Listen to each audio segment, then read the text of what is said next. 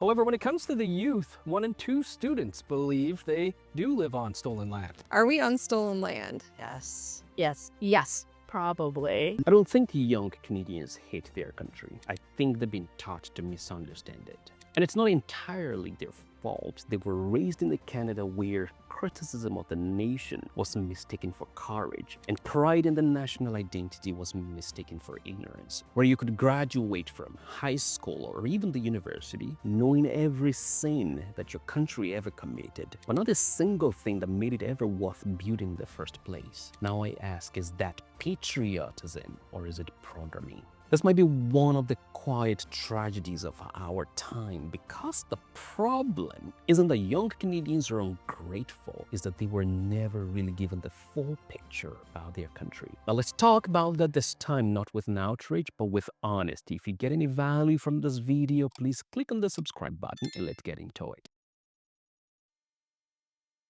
The younger generation didn't inherit Canada. They inherited a narrative about Canada. The story goes something like this. This is a country built on stolen land, sustained by privilege, corrupted by colonialism, and in need of constant repentance. Now, some of that is true, and I think acknowledging history matters in this case. The version they were handed, however, is incomplete. It leaves out the grit, the self-doubt, the philosophical wrestling, the battles that were fought and won, the sojourn of founding fathers through the thick and the thin, through the oceans, all of that actually made this country possible. Younger Canadians think Canada was given to these founders of the Canadian experiment on the platter of gold, but it was actually argued into existence, to think about it, by imperfect people who somehow found a way to live together without demanding the annihilation of each other. The founding fathers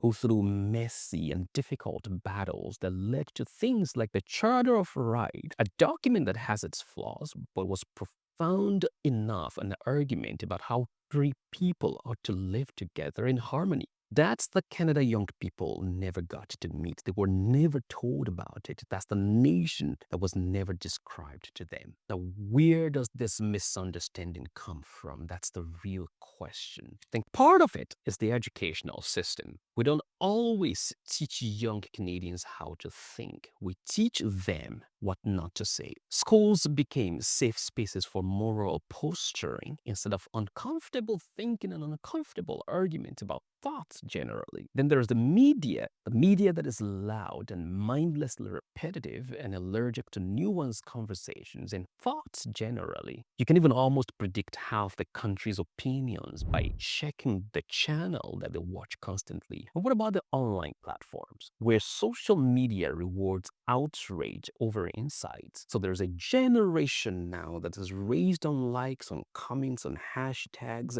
that naturally sees Canada as a moral scoreboard rather than a society. They didn't choose that environment to think about it. They just grew up on the inside of it. But the effect is that they think questioning the system makes them rebellious, when real they're echoing the loudest slogans within the systems and the institutions in our nation. Now, the cost of all of these isn't just ideological, it's also emotional, because when you spend years being told your country is fundamentally broken and is founded on racism and built on theft, you stop trying to understand it. And once you stop understanding something, you actually can't love that thing, not in any meaningful way. The same goes for humans. If you don't understand humans, you can't love the people around you in any meaningful way.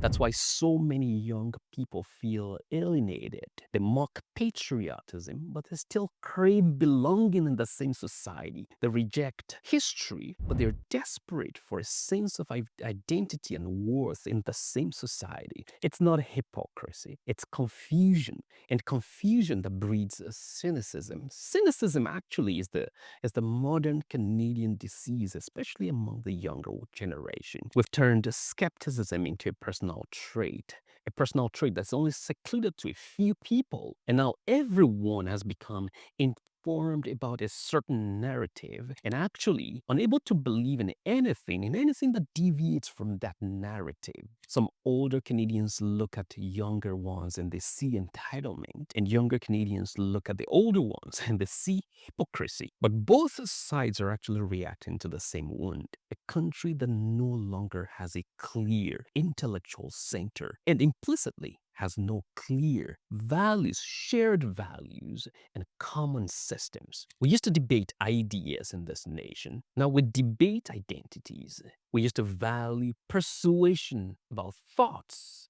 Now we value and we reward outrage. Outrage against everything that is representative of the values, the origin, the fundamental principles, and even the institutions on which this nation was built. And that right there is the reason why I recently sat down with a Canadian professor to talk about the collapse of intellectual diversity, especially on our academic campuses and our universities, the very places that are actually supposed to protect curiosity and diversity of thoughts and opinions in the first place. Maybe the question isn't whether Canada is broken or why 70% of the same young Canadians feel hopeless about their future. You wonder why, alongside the constant apology about the nation and the guilt about enterprise and endeavors, which is in their estimation an offshoot of colonialism and the woeful capitalist economy, alongside all of that guilt comes the plague of anxiety, depression, and drug overuse for the same age group who've lost hope for their future, and hope for Canada as a nation. Let me be real with you. I grew up in a third world country. I was familiar with lack, with repression, with rationing food supplies every day, with civil unrest in all shades and forms, with state-sponsored civilian execution constantly, and many other social vices. I'm familiar with them, with corrupt systems, systemic corruption. I grew up in the midst of that, but I was never taught by the same society to lose hope for my future. I was never taught to apologize for rational thinking that deviates from mainstream, nor was I taught to feel guilty for my enterprise and ideas. Now, maybe the question is whether young Canadians were never taught, or maybe they have forgotten what it really means to think for themselves. Because if you can't think independently, you can't love the country honestly. You can only love it conditionally as long as it fits whatever narrative the moments demand. And that's not love, that's branding actually.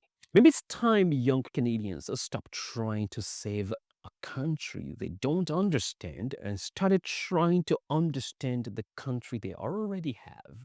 I think that will be very important. If you think I'm wrong in this video, tell me why. I want to know in the comment section. I respond to all the comments. And if you think I am right, please share this video with someone who think otherwise, because the future of our country, any country, Canada included, depends less on the screams and the shouts of the loudest and more on those who are willing to think clearly, to think without bias, and to think without the lies that have been painted to them. This isn't about pessimism or optimism.